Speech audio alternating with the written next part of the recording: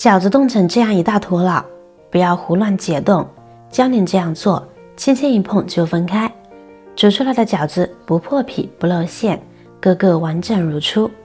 大家好，我是乐乐妈。过年过节的时候，饺子呢是餐桌上必不可少的一种美食。平日里大家也都喜欢做一些来吃，吃不完的就放冰箱。可速冻饺子刚拿出来的时候，它的表面呢还有一层冰，和那种现包的饺子呢是不一样的，并不是很好煮。更过分的是，全部粘连在一起了，掰都掰不开。如果强行将其分开的话，那么皮就破了，馅也露出来了。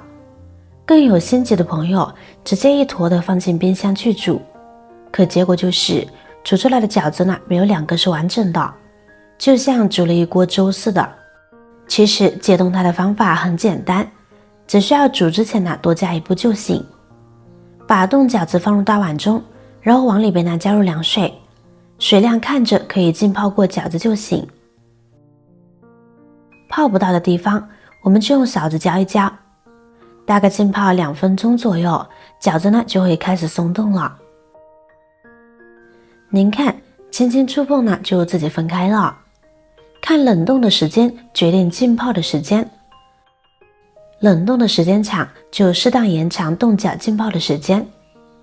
浸泡的差不多了，饺子就能够轻易分开了，甚至自动脱离，不需要用力去掰开。像掰开散落的这些呢，就可以拿出来了，不要一直泡着。如果还需要费劲的用力掰开，那就说明浸泡的时间还不够。看看，按照饺子叠加的顺序，很轻松的就将它掰开了。一定要记住是浸泡够时间，不要去硬抠。而且这一步呢还有一个优点，就可以补充在冷冻过程中流失的水分，避免后续加热急剧开裂，可以说是一举两得了。其实煮饺子呢也是一门技术，你当然不能拿煮鲜饺子的办法去煮冻饺子，如果这样做一定会煮出一锅片汤的。接下来我就详细的分享一下煮冻饺子的方法，这样煮不开裂不破皮不露馅。最重要一点，吃起来和新鲜的水饺一样。这之前呢，我们先来调一个汤底，碗中呢加入葱花，跟着加入适量的食盐调味，1勺鸡精，再加入1勺生抽，1勺香醋，1勺红油，半勺猪油，先放一边备用。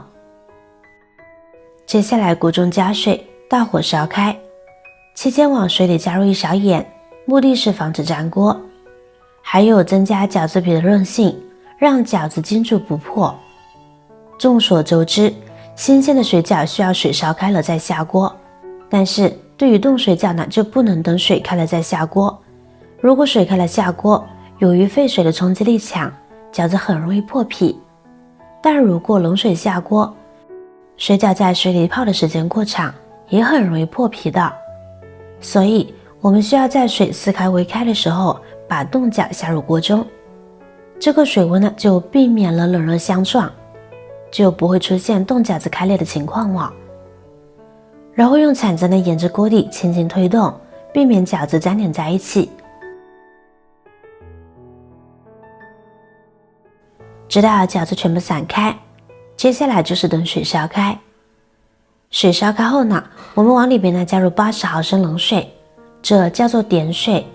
相信很多朋友呢都听过这样一句话，就是3开饺子2开面，意思就是我们煮水饺的时候，要在锅开之后呢点3次水，这样水饺就煮熟了。所以当水再次涨开后，我们再往里边呢加入80毫升清水进行点水。当我们将冷水倒入锅中后，水就会停止沸腾，锅中的温度呢也会下降一点。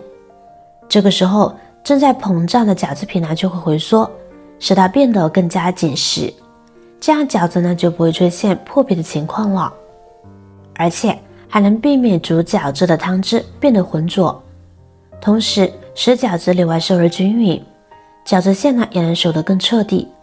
所以这也是点水的意义所在了。当水再次涨开，我们再进行第3次点水。不管煮新鲜饺子还是冻饺，煮熟的标准都是饺子在锅内完全浮起，最后一次点冷水后，看到饺子浮起，再煮半分钟左右，饺子就熟的差不多了。这样煮熟的冻饺子口感呢和刚包的饺子一样好吃。现在呢就可以盛出来啦。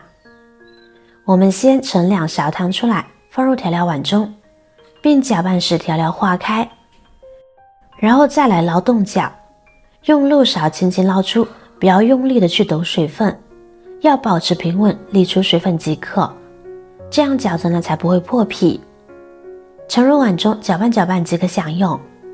这样煮好的冻饺个个完整，不破皮也不露馅，汤汁清清爽爽，口感和现包的一样好吃。所以下次煮速冻水饺，您不妨也试试这个方法。